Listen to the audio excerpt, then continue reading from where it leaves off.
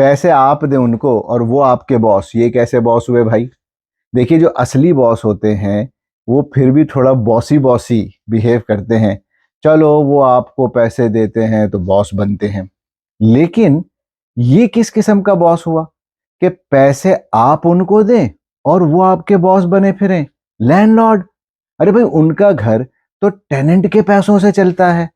Tenant दे उनको पैसे, तो बॉस तो टेनेंट हुआ, लेकिन लैंडलॉर्ड बॉस बने फिरते हैं। क्या आप भी थक गए हैं रेंट पे रह रहकर? क्या आप भी चाहते हैं कि आपका अपना घर हो, क्योंकि आपके पैसों से आप किसी और का मॉर्गेज भर रहे हैं?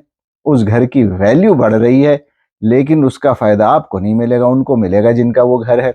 आज हम बात करेंगे रेंटिंग और बाइंग की। बहुत सारे लोग यही सोचते रहते हैं कि किराए पे रहना बेहतर है या अपना घर खरीदना बेहतर है। भाई, जो एक्सपर्ट्स हैं जैसे कि realtor.ca, वो बताते हैं कि सबकी अपनी अपनी प्रायोरिटीज हैं और सबके अपने अपने फाइनेंसेस हैं। यानी ये नहीं है कि रेंटिंग बेहतर है या बाइंग। असल बात ये कि आपके लिए क्या बेहतर है और इस मार्केट में क्या बेहतर है, आज हम बात करेंगे।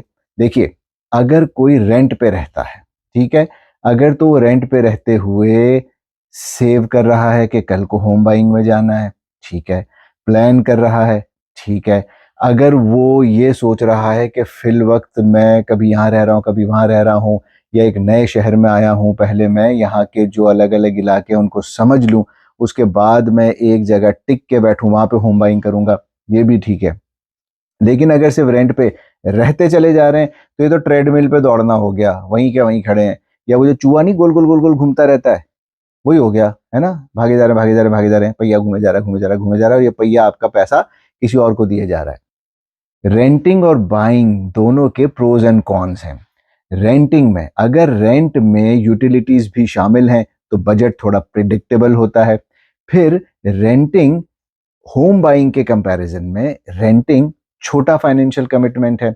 फिर आम तौर पे जो रिपेयर है, मेंटेनेंस है, वो जिम्मेदारी भी लैंडलॉर्ड की होती है। स्ट्रेटा फी लैंडलॉर्ड दे रहे होते हैं, यूजुअली यही होता है।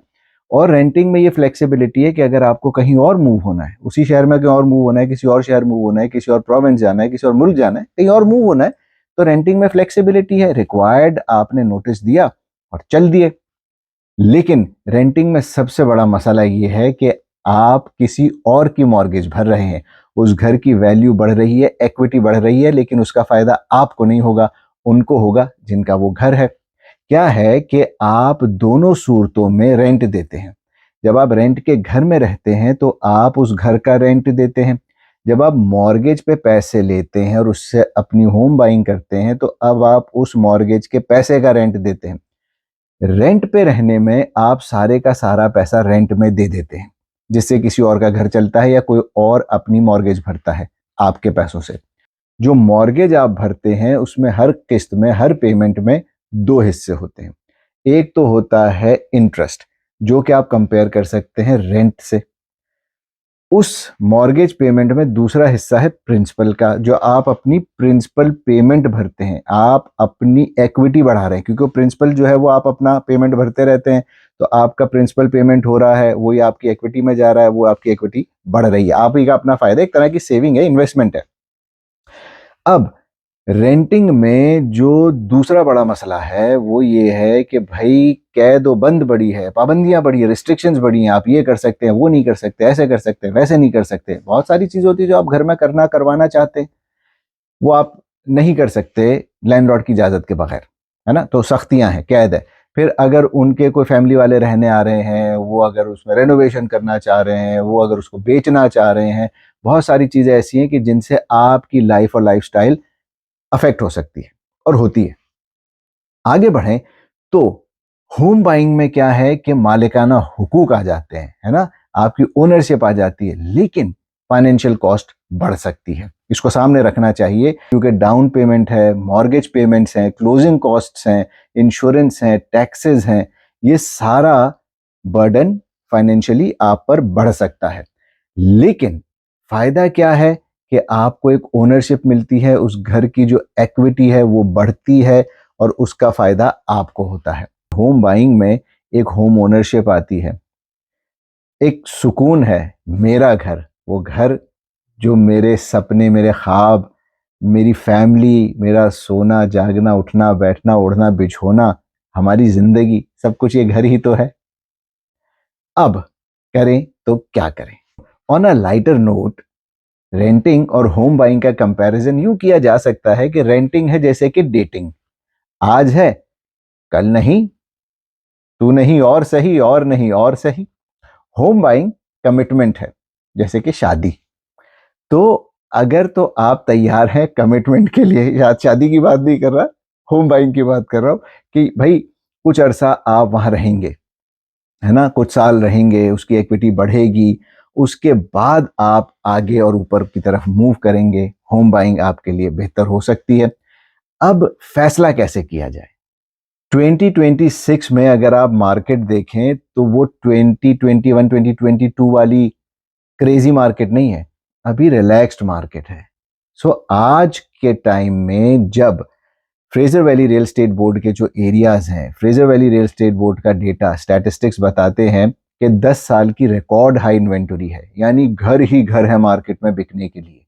और जो सेलर्स हैं वो मोटिवेटेड हैं, वो बाहें खोल के, दरवाजे खोल के इस्तकबाल करते हैं कि आइए, घर देखिए, पसंद कीजिए, जो आपकी शराइत है वो रखिए और घर खरीदिए। वो घर जो कि पहले से डिस्काउंटेड प्राइस पे लगे हुए हैं, जो पेंडेमिक के ज़माने में 21 के स्प्रिंग में कह लें जो प्राइसेस थी ना, उस लेवल पे प्राइसेस नीचे जा चुकी हैं।